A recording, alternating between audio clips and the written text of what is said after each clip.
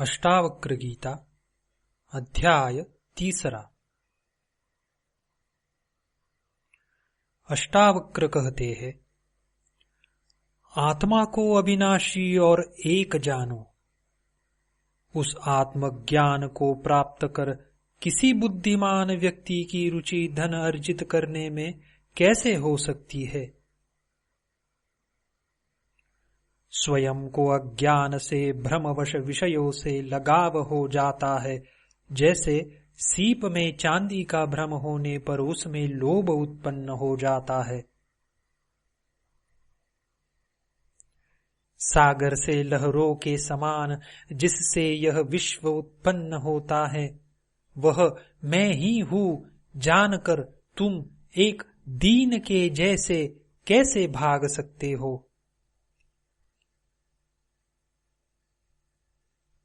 यह सुनकर भी कि आत्मा शुद्ध, चैतन्य और अत्यंत सुंदर है, तुम कैसे जनेन्द्रिय में आसक्त होकर मलिनता को प्राप्त हो सकते हो।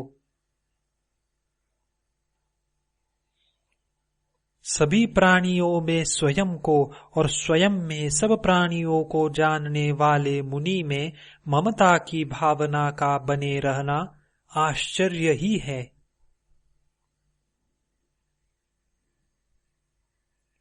एक ब्रह्म का आश्रय लेने वाले और मोक्ष के अर्थ का ज्ञान रखने वाले का आमोद प्रमोद द्वारा उत्पन्न कामनाओं से विचलित होना आश्चर्य ही है।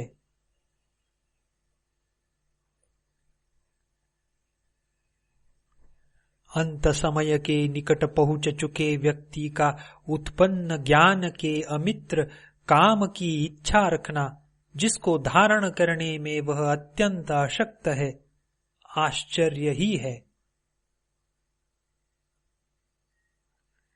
इस लोक और परलोक से विरक्त, नित्य और अनित्य का ज्ञान रखने वाले और मोक्ष की कामना रखने वालों का मोक्ष से डरना आश्चर्य ही है।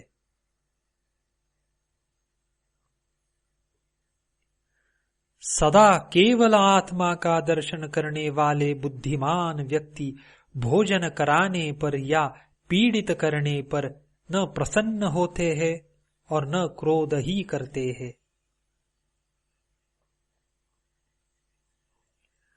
अपने कार्यशील शरीर को दूसरों के शरीरों की तरह देखने वाले महापुरुषों को प्रशंसा या निंदा कैसे विचलित कर सकती है।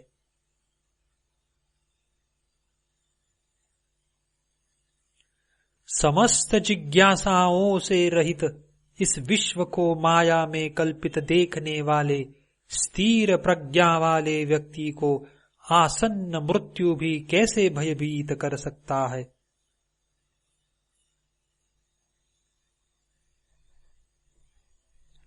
निराशा में भी समस्त इच्छाओं से रहित स्वयं के ज्ञान से प्रसन्न महात्मा की तुलना किससे की जा सकती है।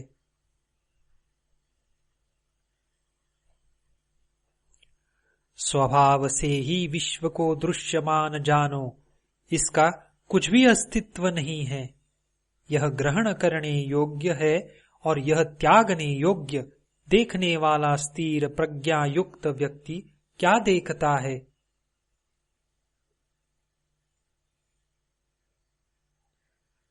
विषयों की आंतरिक आसक्ति का त्याग करने वाले, संदेह से परे, बिना किसी इच्छा वाले व्यक्ति को स्वतः आने वाले भोग न दुखी कर सकते हैं और न सुखी।